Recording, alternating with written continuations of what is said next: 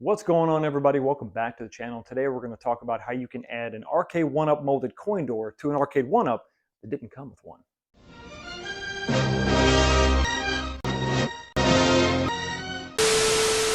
All right, so lately on the channel there's been a lot of focus on Arcade1up's coin doors and how to light them up on an Arcade1up that originally came with one of those doors. I think it makes a big impact on the individual cabinet as well as a collection of cabinets, your little personal arcade that you have at home.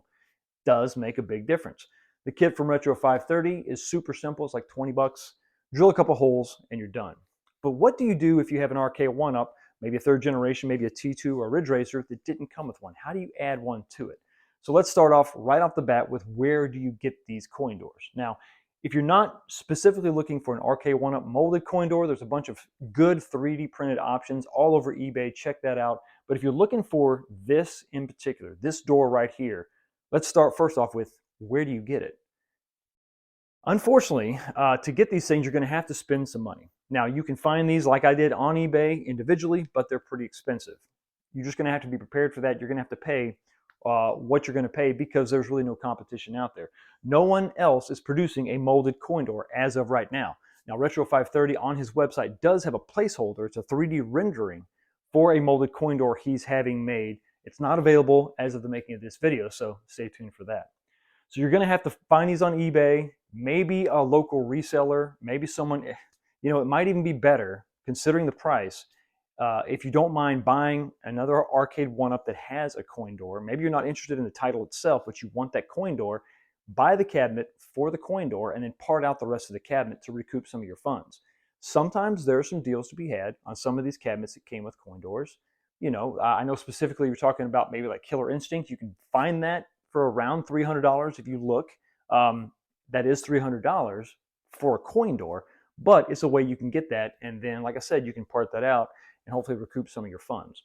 But let's say you got your hands on one of these. Now you want to install it. What do you do? Well, the first thing you want to do is like I did. This is the way I did it. You can definitely take this and you can take all your measurements and drill your holes and you can do it that way.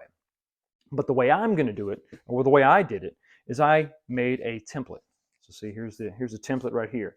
Now, for those of you who do not have molded coin doors, or you're not familiar with them, they have these posts that stick through, 6 of them, stick through the front of the cabinet, and then they're retained by screws and these different fasteners.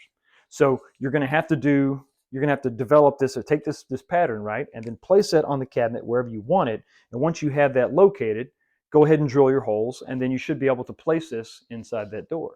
Now, it is also possible, if you don't mind modifying the coin door, you could take some edge cutters like I have here, cut all those posts off, and then just hot glue or sticky tape or whatever, and just stick this on the front if you want to, and that's totally fine. It's really up to you.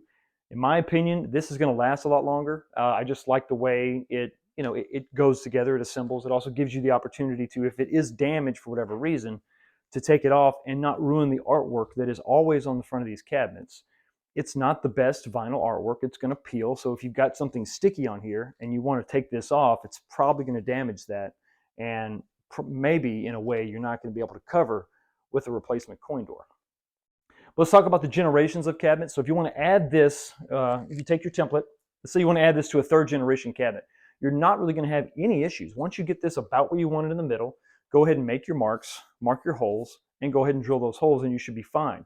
The reason I say you're probably not going to have an issue is because there's really no supports in the center section of a 3rd generation cabinet. But what you are going to have an issue with T2 and Ridge Racer specifically is that there is a support right in the center section here. Now with T2, that support is there to support the side panels because they're joined on a seam with a seam right there. And so you've got a support that runs about here, which obviously is going to affect those bottom 2 posts. Really, it's no big deal. With this installation specifically, you can do a couple things. You can try to scoot this all the way up, but for me, that was going to look a little bit goofy. I don't think I would have liked it as high as it was. Where I wanted it is where I wanted it. So this is what I did. I took this and I only drilled the top 4 holes, and I just cut the bottom posts off. So if you open up this cabinet, you're going to see there's no attachment points down here. It's just these 4. It holds the coin door in place just fine. It's not open on the bottom here. There's not a big gap. It doesn't flop around when you tap on it. Those 4 retainers do a great job of retaining the coin door, so it's fine. But those are some of the issues and problems you could run into when you're trying to install a stock Arcade1up into a panel. I'm not going to say the correct way. I'm going to say the stock way, by drilling into the cabinet and attaching it the way that it was designed by the factory.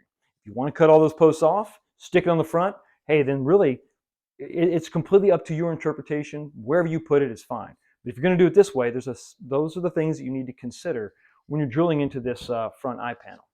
Anyway, I hope that helps you out. Thank you so much for stopping by and checking out the channel. Y'all all have a blessed day, and I will see you next time.